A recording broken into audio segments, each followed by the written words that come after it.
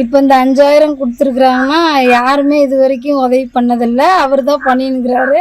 இந்த 5000 நாங்கள் குடும்ப செலவுக்கு எடுத்து செலவு பண்ணிக்கணும். ரொம்ப சந்தோஷமாக இருக்குது அவர் பண்ணுற உதவி.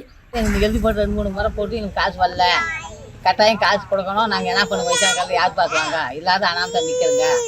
ஓட்டங்கால் வாடகை பொதுவான முதலமைச்சர்னு சொல்கிறாங்களே, எங்களுக்கு மட்டும் ஏன் வரல? என்ன குறைபாடு? 5000 போன ஞாயிற்றுக்கிழமை எடுத்தேன். அது எத்தனையோ செலவு இருக்குது எனக்கு. எங்கள் பிள்ளை மாதிரி ஒரு பிள்ளை எனக்கு உதவி செய்கிறாரு, அவ்வளோதான். யார் பார்க்குவாங்க? அவங்க தான் பார்க்குறாங்க. இப்போ 2 வருஷமா எதுவும் உதவுறா இல்லைன்னு.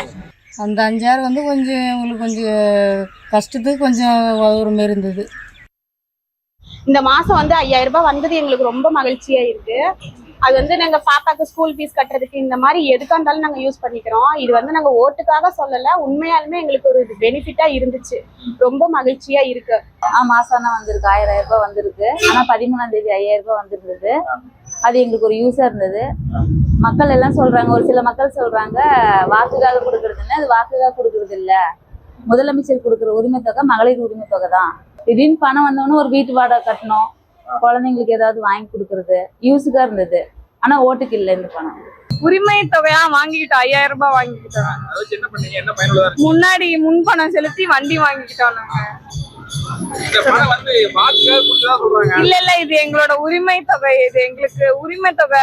அது வாக்குனா அது எங்களோட இஷ்டம், நாங்க யாருக்கு ஓட்டு போடுறோங்கிறது. ஆனா இது உரிமை தொகை வந்து எங்களோட பணம் தான். அதனால நாங்க ரொம்ப ஹாப்பியா ஃபீல் பண்றோம் இது வாங்கினதுக்கு. 5000 வந்துச்சு.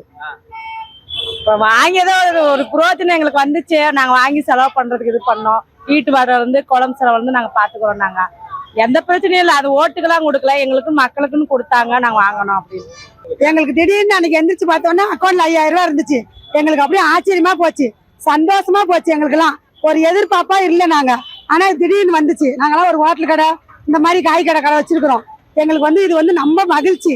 பிள்ளைங்களுக்கு ஸ்கூல் ஃபீஸ் கட்ட, ஒரு வீட்டு வாடகை கொடுக்க, ஒரு பொருள் மல்லிகை செலவு வாங்க, இதுக்கெல்லாம் எங்களுக்கு ரொம்ப உதவியா இருந்துச்சு. எல்லாம் எங்க வறுமைக்கு கொடுத்தாங்க. நாங்கள் எல்லாம் பண்ணணும், எல்லாம் சந்தோஷமா இருக்கிறோம். எந்த கஷ்டமும் எங்களுக்கு எதுவுமே வைக்கல, எல்லாமே நல்லா இருக்கிறோம். ஓட்டுக்கெல்லாம் எங்களுக்கு எதுவும் கொடுக்கல. எங்க குடும்பத்துக்கு சந்தோஷமா இருக்கட்டும்னு பொம்பளைங்களுக்கு எல்லாம் கொடுக்குறாங்க, வீட்டு வருமானத்துக்கு. இப்போ இந்த காசு ஏதோ ஓட்டு கொடுத்தா சொல்றாங்க, எப்படி பாக்குறீங்க? ஓட்டுக்கெல்லாம் கொடுக்கல, எங்களுக்கு உரிமை தொகையை கொடுத்துருக்குறாங்க.